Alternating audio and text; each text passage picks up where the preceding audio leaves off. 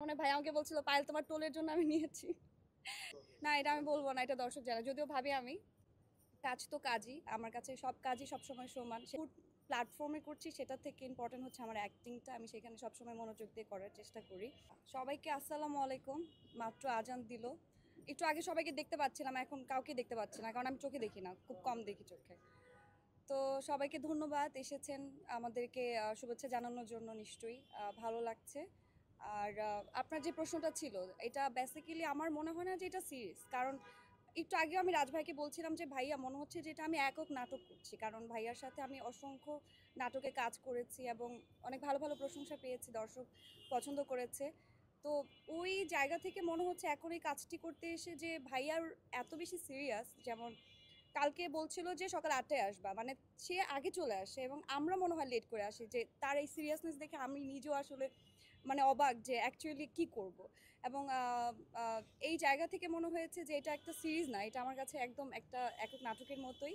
এবং কাজ তো কাজই, আমার কাছে সব কাজই সবসময় সমান। সেটা সিরিজ হোক, সেটা ধারাবাহিক নাটক হোক, সেটা এমনিতে একক নাটক হোক, কিংবা সেটা যেটাই হোক না কেন, আমার কাছে কাজটা মূল মূল বিষয়। আমি প্ল্যাটফর্মে করছি সেটা থেকে ইম্পর্টেন্ট হচ্ছে আমার অ্যাক্টিংটা, আমি সেখানে সবসময় মনোযোগ দিয়ে করার চেষ্টা করি।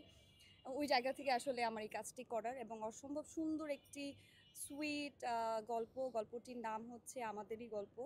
এবং আপনারা এই নামের মধ্যে কিন্তু বুঝতে পারছেন যে এটার মধ্যে আসলে আমাদের সবার মিল আছে। সবাই যখন দেখবেন কেউ না কেউ মিল পাবেন আপনাদের নিজেদের চরিত্রের সাথে কিংবা নিজেদের ফ্যামিলির সাথে। সো এখানে আমার চরিত্রটি আই থিঙ্ক যে মানুষের পছন্দ হবে। আমি চেষ্টা করছি যে আমার জায়গা থেকে আমার বেস্ট ট্রাইটা করার। ভাইয়া যেভাবে বলছে, রাজভাই এখানে আছে এবং আমার সাথে আছেন অনেক গুণী গুণী অভিনেতা অভিনেত্রীরা আছেন, তারা আমার থেকে অনেক শ্রদ্ধেয় এবং সিনিয়র, এবং আমি চেষ্টা করছি আসলে ভালোভাবে করার। এবং আমার চরিত্রটির নাম হচ্ছে মেহেরিন, তো নামটি খুব মিষ্টি। এবং এর পাশাপাশি আমার মনে হয় ভাই আমাকে বলছিল পায়েল তোমার টোলের জন্য আমি নিয়েছি। সো হোপফুলি দর্শক পছন্দ করবে, এবং দেখা যাক না, আসুক, তারপরে দেখা যাক কি হয়।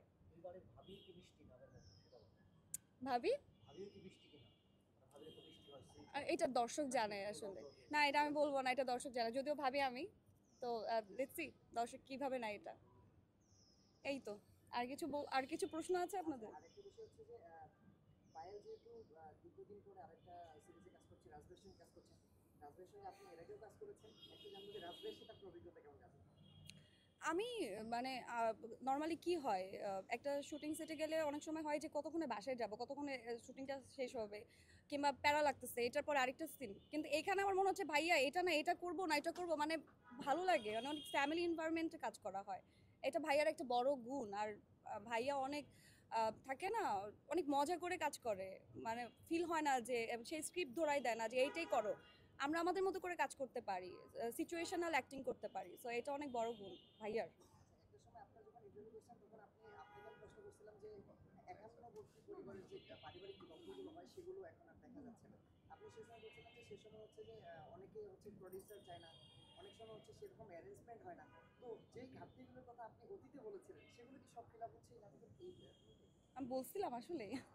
আচ্ছা ফাইন, এই জায়গাতে এখানে তো পরিবারের গল্প, এটা তো অলরেডি সবাই বলেছে, তো নতুন করে বলার কিছু নেই।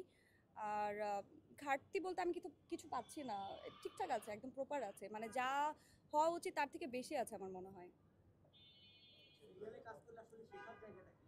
সিরিয়ালের জায়গাটা কিন্তু অনেকগুলো আর্টিস্ট থাকে, সিনিয়র জুনিয়র। শেখার তো আসলে শেখার তো শেষ নেই এখানে।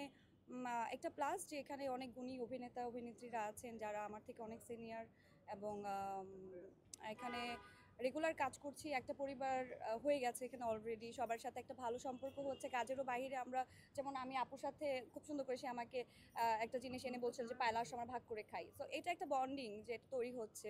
এবং শেখার তো মানে বয়স থাকে না এবং শেষও থাকে না, তো শিখছি। Thank you.